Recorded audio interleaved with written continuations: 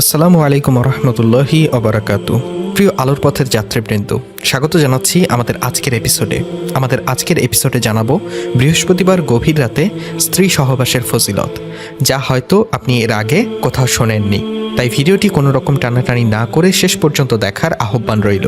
সেই সাথে আহ্বান করছি, আপনি আমাদের চ্যানেলটি আজই প্রথম ভিজিট করে থাকলে এক্ষুনি চ্যানেলটি সাবস্ক্রাইব করে নিন ও পাশে থাকা বেল বাটনটি প্রেস করে নিন।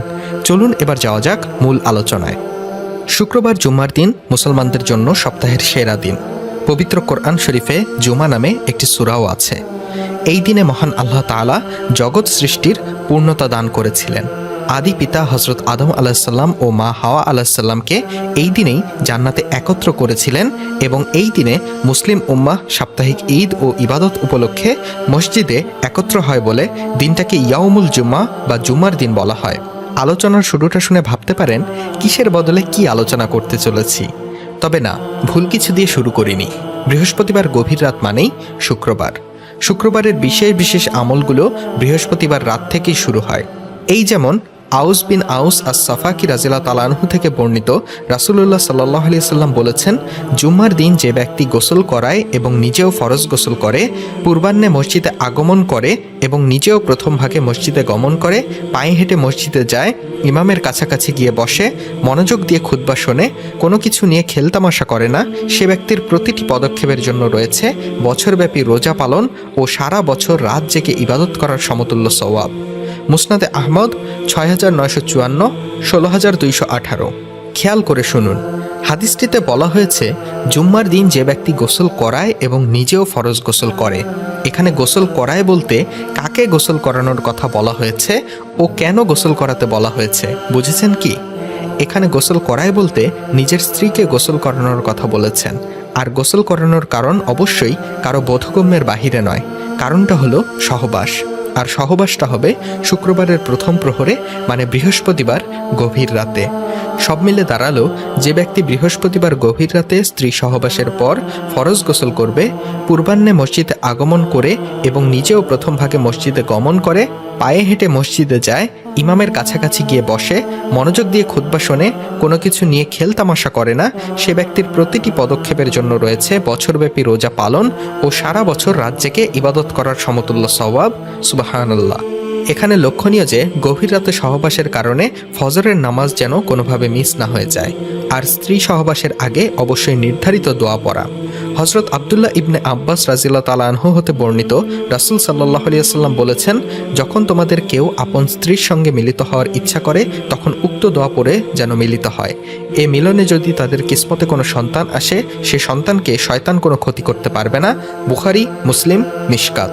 হজরত আলী রাদিয়াল্লাহু তাআলা আনহু বলেন, যে ব্যক্তি সহবাসের ইচ্ছা করে তার নিয়ত যেন এমন হয় যে আমি ব্যভিচার থেকে দূরে থাকব, আমার মন এদিক ওদিক ছুটে বেড়াবে না, আর জন্ম নেবে নেককার ও সৎ সন্তান। এই নিয়তে সহবাস করলে তাতে সওয়াব তো হবেই, সঙ্গে সঙ্গে নেক উদ্দেশ্যও পূরণ হয়। চলুন এবার একত্রে জুম্মার দিনে কিছু করণীয় কাজ জেনে নিন। ফজরের আগে গোসল করা, ফজরের ফরজ নামাজে সূরা সাজদা ও সূরা দহর বা ইনসান তেলাওয়াত করা, উত্তম পোশাক পরিধান করা, সুগন্ধি লাগানো, প্রথম ওয়াক্তে মসজিদে যাওয়া, সূরা কাহফ তিলাওয়াত করা, মসজিদে গিয়ে কমপক্ষে 2 রাকাত সুন্নত আদায় করা, ইমামের কাছাকাছি গিয়ে বসা, মনোযোগ দিয়ে খুতবা শোনা, খুতবা চলাকালীন সময়ে কোনো ধরনের কোনো কথা না বলা, এমনকি কাউকে কথা বলতে দেখলে তাকে কথা বলতে বারণ করাও কথা বলার শামিল। 2 খুতবাহের মাঝের সময় দোয়া করা, অন্য সময় দোয়া করা, কারণ এদিন দোয়া কবুল হয়। রাসূলের ওপর সারাদিন বেশি বেশি দরুদ পাঠানো। এবারে জানাবো জুম্মার দিনের কিছু বর্জনীয় কাজ সম্পর্কে। পরিচ্ছন্ন না হয়ে জুম্মায় যাওয়া।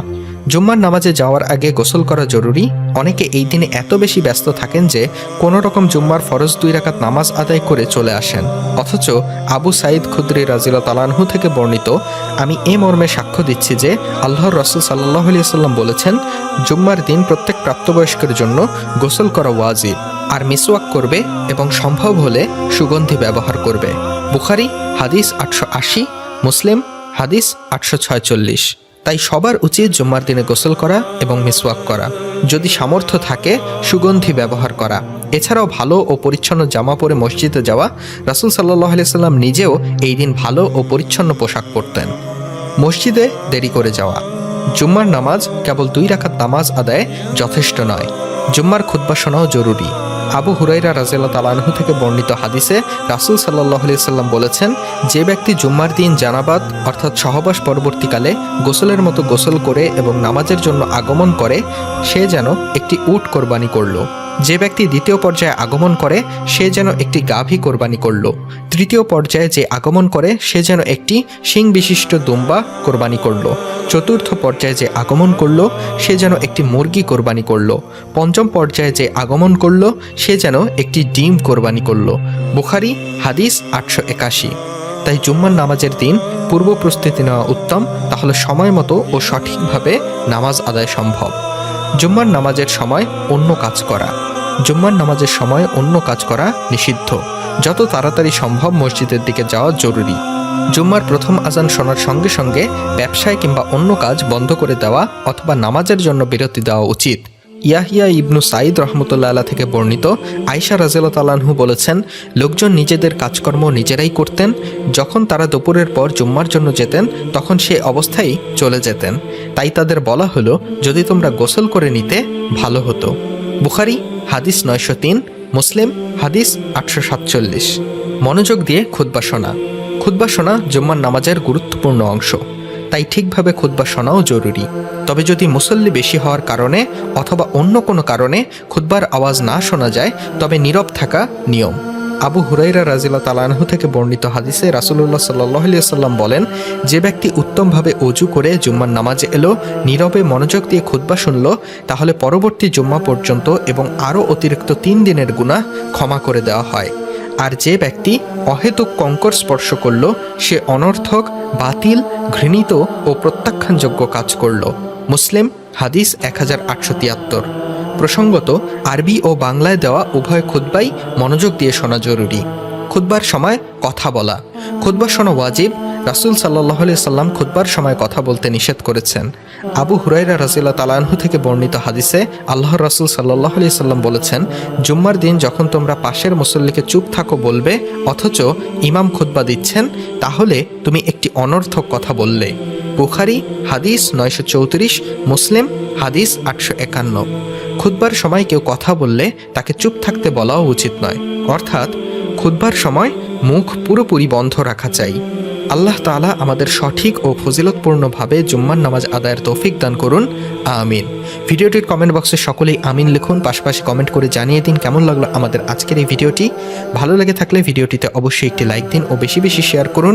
জীবন ঘনিষ্ঠ আরও এমন নানান অজানা বিষয় নিত্য নতুন ভিডিও পেতে আমাদের চ্যানেলটি সাবস্ক্রাইব করে আমাদের সাথেই যুক্ত থাকুন। এই চ্যানেলের ভিডিও ফেসবুকে দেখতে চাইলে ডেসক্রিপশনে দেওয়া লিঙ্কে ক্লিক করে অফিসিয়াল ফেসবুক পেজটিতে লাইক দিন। আল্লাহ হাফেজ।